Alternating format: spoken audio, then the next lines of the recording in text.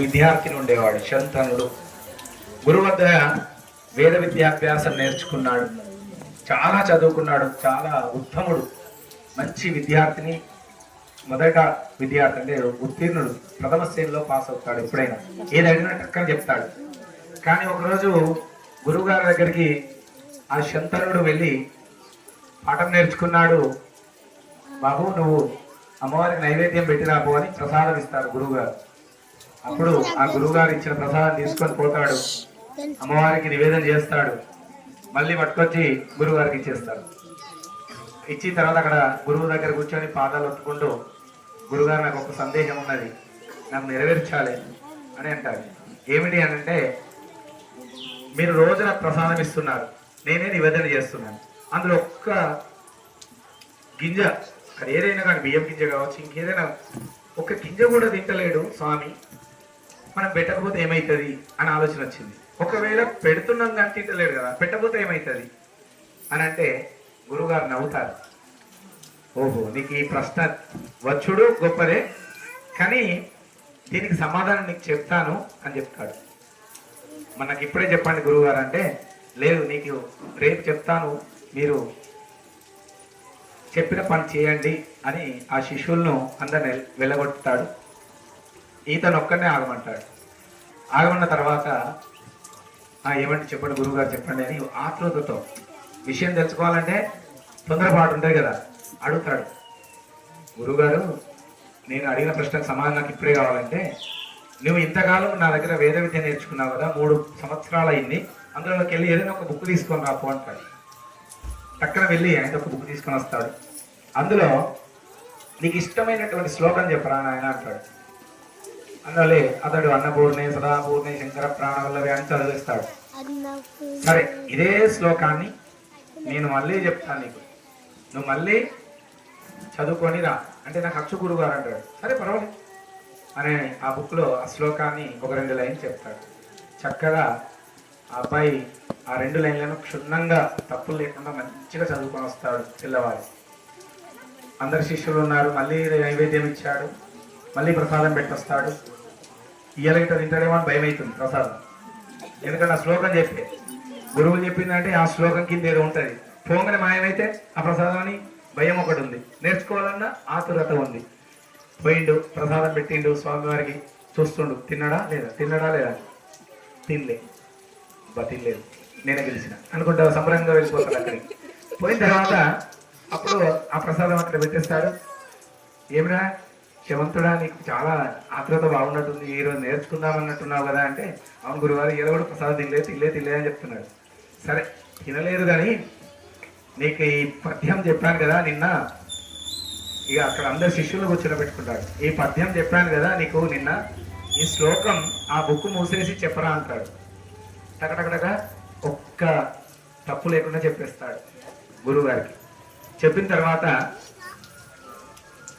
Very good, చాలా సంతోషం, మంచి తొందరగా నేర్చుకున్నావు, చెప్పావు, ఇంతకుముందు చెప్పినా కానీ మళ్ళీ చక్కగా చెప్పావు, అయితే ఒకసారి ఆ బుక్ తీయి అంటాడు. తీస్తాడు. ఆ పేజీలో ఉన్న దాన్ని మళ్ళీ చూసుకొని చదవమంటాడు. చదువుతాడు. నిన్న చెప్పిన శ్లోకం నీ మనస్సుకు ఎట్లా వచ్చింది? ఆ పుస్తకంలో అయితే మాయం కావాలి కదా, నిన్న చెప్పిన విషయం ఆ పుస్తకంలో మాయం కావాలి కదా తెల్లవారితే, మరి ఎందుకు కాలేదు? మరి నీ బుర్రలోకి ఎలా వచ్చింది? అది నీ బుర్రలోకి ఎలా వచ్చింది? చదివితే వచ్చింది, అంతే కదా. ఎలా చదివితే వచ్చింది? చూసి చదివితే వచ్చింది. కానీ అక్కడ ఏమైనా తరిగిందా? అక్షరము చుక్క తరిగిందా? ఏది కూడా తరగదు. కానీ దానివల్ల నీకు ఏమొచ్చింది? జ్ఞానోదయం అయింది. కానీ ప్రసాదం నేను పెడుతుంటే స్వామివారు తినరు, సూక్ష్మ రూపంలో గ్రహిస్తారు అని చెప్పాడు. అంటే మనం ఏ నైవేద్యం తెచ్చినా కానీ భగవంతుడు తినడు అని మనము ఏం చేస్తాం తెలుసా? దేవుడు ఏం చేస్తాడులే చూడు అని చక్కెర కొంచెం చీమలు పట్టిన ఏం కత్తి అనలేస్తాం.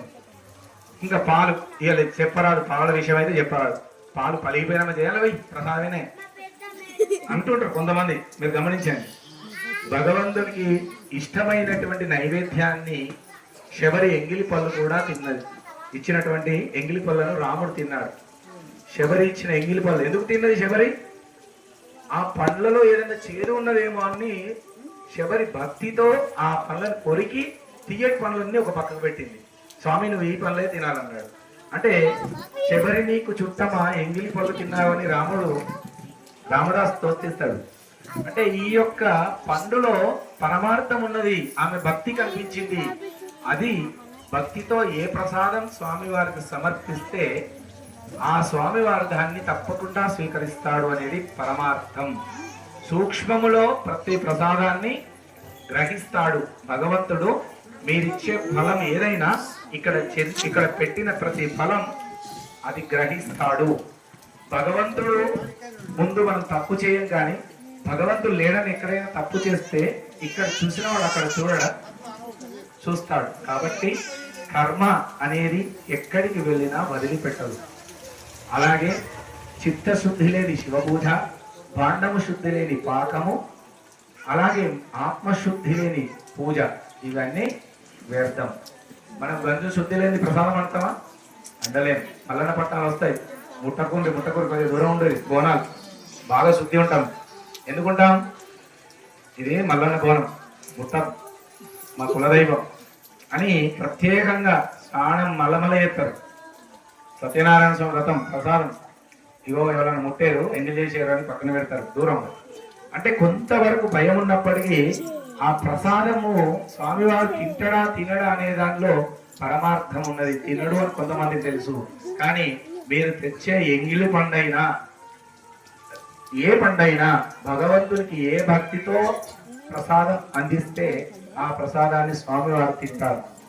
కాబట్టి ఏ ప్రసాదమైనా భక్తితో సమర్పించాలి. పత్రం పుష్పం ఫలం తోయం సమర్పయామి. భక్తితో శివాలయానికి వెళ్ళి పత్రం, బిల్వపత్రం, త్రిధరం త్రిగుణాకారం త్రినేత్రం చ త్రియాయుధం త్రిజన్మ పాప సంహారం ఏక బిల్వం శివార్పణం. 3 జన్మల పాపాలు పోవాలంటే ఒక పత్రం పెట్టాలి శివలింగం మీద. ఆ పత్రం పెట్టినా స్వామికి సంతోషం జరుగుతుంది. పత్రం, పుష్పం, ఒక్క పుష్పం తీసుకెళ్లి ఓం నమ శివాయ అని పెట్టినా సంతోషమే. ఫలం, నీ దగ్గర పత్రం ఉన్నది, పుష్పం ఉన్నది, ఫలం ఉంది, ఫలం పెట్టినా ఫలితం ఇస్తాడు. తోయం, నా దగ్గర ఏం లేవు స్వామి, భక్త కన్నప్ప. ఒక కన్ను తీస్తే ఇంకో కన్ను పెట్టాలంటే కనిపించదు అంటే ఒక కాలు తీసి ఆ కన్ను దగ్గర పెడతాడు. ఎక్కడ పెట్టాలో తెలియాలి కదా 2 కన్ను తీస్తే. అంటే భక్తికి నిదర్శనం మనస్సులో ఎలాంటి కల్మషం లేని పూజ చేయాలి. ఎలాంటి కల్మషం ఉండకూడదు. రుణానుబంధ రూపేణ పశుపుత్ర లయసుతాం దేహిమే పరమేశ్వర. రుణ అనుబంధం, మనకు రుణం ఉందనుకోండి, పశువులు, పిల్లలు, భార్య అందరూ వస్తారు. కాలం చెల్లిపోయింది అనుకోండి, ఆయన రుణంలోకి వెళ్ళిపోతే ఏం చేస్తాయి?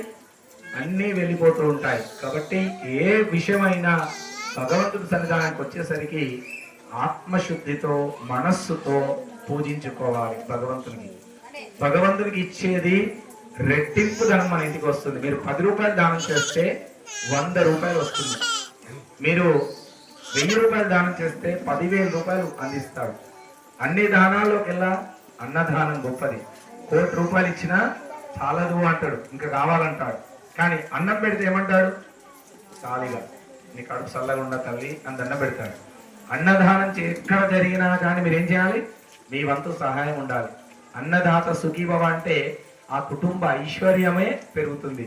కాబట్టి ఏ దానమైనా చేయండి, కానీ అన్నదానం మరవకండి, అన్నాన్ని వృధా చేయకండి. మనము చేసే అటువంటి ఈ యొక్క ధర్మకార్యంలో అన్నం పరబ్రహ్మ స్వరూపం. ఇక్కడ అన్నదానం జరుగుతుంది అనుకోండి, మీ దగ్గర 100 ఉంటే 10 ఇవ్వండి, 100 రూపాయలు అంటే 10 ఇవ్వండి. అలా మనం అన్నదానంలో చేస్తే విశేషమైనటువంటి ఫలితం కలుగుతుంది. కాబట్టి రేపు అమ్మవారి సన్నిధానంలో లక్ష్మీదేవి అలంకరణ. రేపు అమ్మవారి సన్నిధానంలో లక్ష్మీదేవి అలంకరణ. ఈరోజు ఆ వేపాకులు ఎట్లా ఉన్నాయో అమ్మవారికి మీ దగ్గర ఉన్న డబ్బులు కూడా అట్లాగే కట్టాలి. యథాశక్తి 100 కట్టాలరా, 50 కడతారా, రూపాయి కడతారా, అమ్మవారికి యథాశక్తిగా. ఇంతమంది వచ్చారు కదా, మనిషికి ఒక దండ, శక్తి కొలది, భక్తి కొలది. చిల్లర కైన్స్ కూడా గిన్నెలో వేసి పెట్టుకోవచ్చు, మళ్ళీ మీరు తీసుకెళ్ళండి. మళ్ళీ మీరే తీసుకెళ్ళండి, ఇంట్లో పూజారంలో భద్రంగా దాచుకోండి. అమ్మవారికి ఏదైతే మనం లక్ష్మీ అలంకరణ చేస్తామో ఆ అలంకరణలో ఆ రూపాయి కూడా మీరు తీసుకెళ్లి మీ ఇంట్లో పూజా గదిలో పెట్టుకోండి. శ్రద్ధగా భక్తితో 10 రూపాయలు ఇచ్చిన అమ్మవారికి లక్ష్మీ పూజ చేయాలి. రేపు కుంకుమార్చన కార్యక్రమం ఉంటుందా శ్రీనివాస్? ఉంటుందా?